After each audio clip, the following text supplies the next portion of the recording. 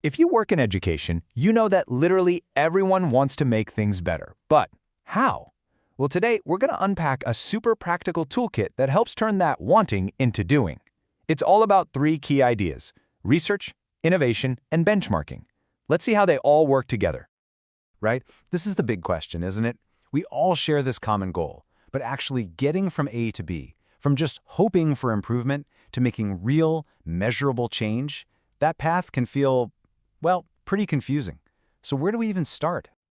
Well, the secret is that it's not about just trying random stuff and hoping for the best. It's about having a strategy. Think of it like a toolkit, you know? You wouldn't build a house by just grabbing any old tool. You need the right tool for the right job.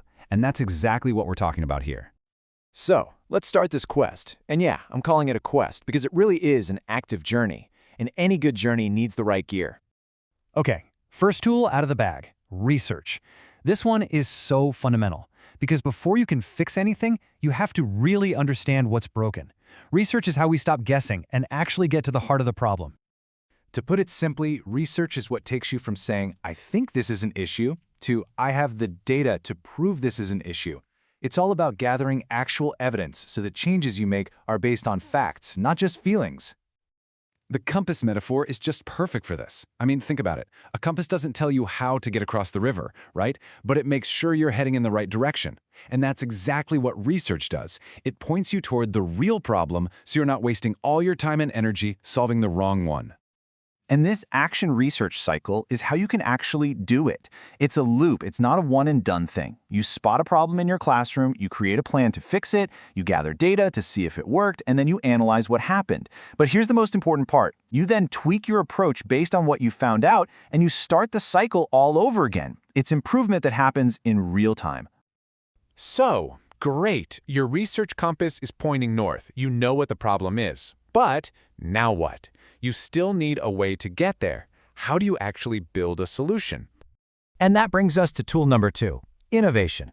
If research is the compass, innovation is the engine. This is where the creativity comes in. It's the process of dreaming up new and better ways to tackle the challenges your research just uncovered. And here's a fun little fact. The word innovation comes from the Latin innovare, which means to renew. I love that because it tells you something so important. Innovation isn't always about creating something brand new out of thin air. A lot of the time, it's about renewing or just completely reimagining what you've already got. In education, this is absolutely essential. We're talking about everything from redesigning a curriculum to make it more engaging to using new technology for personalized learning. Innovation is what keeps education alive and effective for a world that's always changing.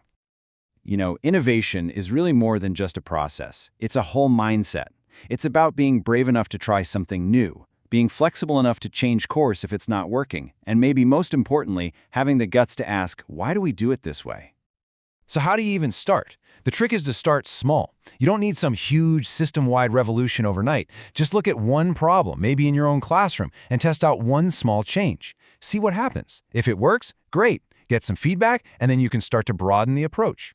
It's a much more manageable and powerful way to innovate. Okay, but let's be real. Innovation can take a lot of time and energy. And that leads to a really important question. What if a fantastic solution to your problem already exists somewhere else? Do you really have to reinvent the wheel every single time? The answer is a big, resounding no. And that brings us to our third and final tool, benchmarking. So if research is your compass and innovation is your engine, you can think of benchmarking as your map. It shows you the proven routes that other people have already taken successfully. Now, it's really important to get this right. Benchmarking is not just copying what someone else does. It's a much smarter process than that. You find out who's the best at what you're trying to do. You really dig in and understand why they're so good at it, and then, this is the key, you adapt what they do to fit your own unique situation. And there are different ways to do this. You can benchmark internally, like compare your department to another one down the hall, or you can look at a direct competitor. But where it gets really interesting is when you look outside your own field. Maybe you look at how a logistics company handles its efficiency to improve your school's operations. It just totally broadens your perspective. And just like our other tools, this is a structured process. You've got to be super clear on what you're trying to improve, how you're going to measure success, and who you're going to learn from. Then you analyze the gap between what they're doing and what you're doing. and you make a solid plan to close that gap. Let's just put this myth to bed once and for all. If you just copy and paste a solution from another school, I can almost guarantee it's going to fail. Why? Because your context is different. The real magic happens when you understand the principles behind their success and then figure out how to apply those principles to your own culture, your own students, your own resources. So, how does this all fit together? Because these aren't three separate things you do once in a while. They're designed to work together in this powerful, ongoing cycle of getting better and better. So here's the whole toolkit in action. Your research, the compass, points you to the problem. Your innovation, the engine, helps you build a new solution. Then, your benchmarking, the map, helps you make that solution even better by learning from others. And then what? You use research again to see how well your new solution is working, and the whole cycle starts over. It's a dynamic loop of constant growth. When you think about it, using this toolkit really changes your whole perspective. It's the difference between just managing the day-to-day chaos and strategically, intentionally building a culture where everyone is always getting better. So, I guess the question I'll leave you with is this.